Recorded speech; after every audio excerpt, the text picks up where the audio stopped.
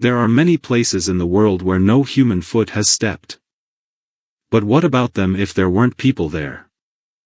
That is why today I will talk about one of the most inhabited islands in the world and the most isolated point on Earth.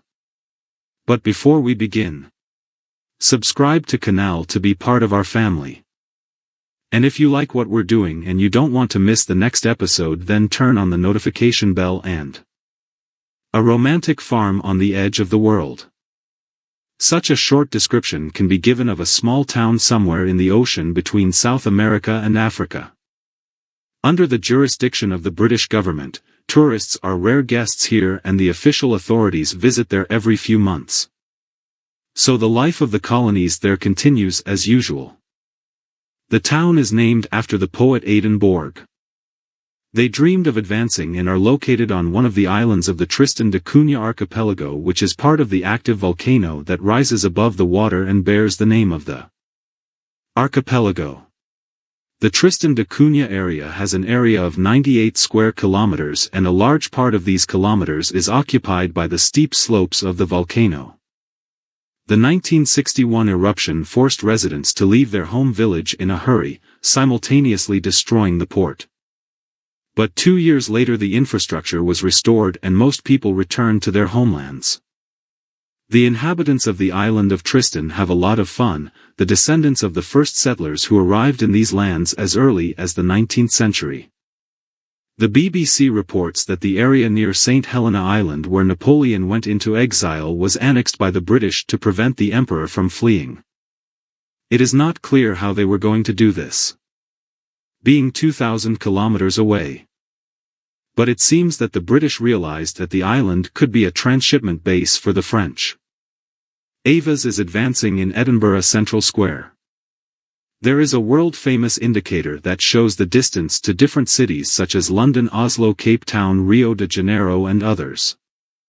Speaking of distances, the closest populated area in South America was Rio de Janeiro, 3,316 kilometers, and the capital of an African one is at a distance of 400 kilometers. There is no land communication between the island and the mainland, and the port of the city is not suitable for anchoring large ships that pass once a month or twice, and passengers and cargo are met right at the entrance to the Gulf on small boats.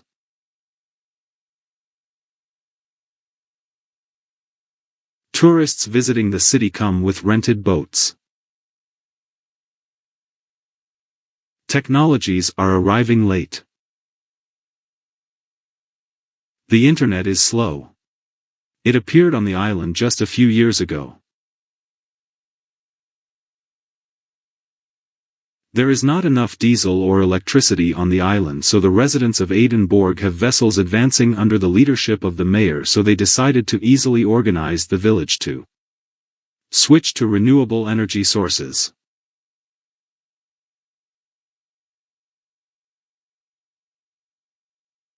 Not so bad when it comes to food. The city is autonomous, so the inhabitants do not risk starvation because they cultivate the land, grazing sheep and fish and much more. In addition, they have set up a system on the island to catch the processing and packaging of their lobster for later sale to the Japanese, who are willing to pay large sums for these delicacies. The town is small. There is only a doctor and a policeman, a school, a cafe, a shop and a post office.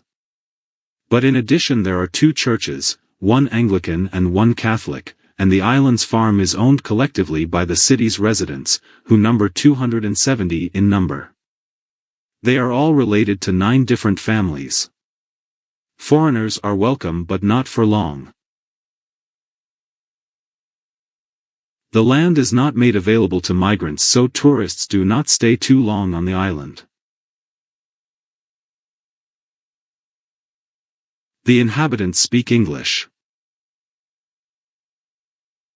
The climatic conditions of the island are classified as oceanic.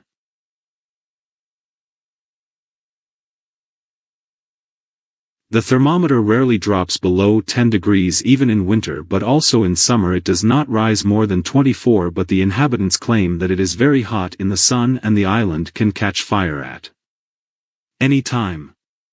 The people of the island have to endure the constant very aggressive winds.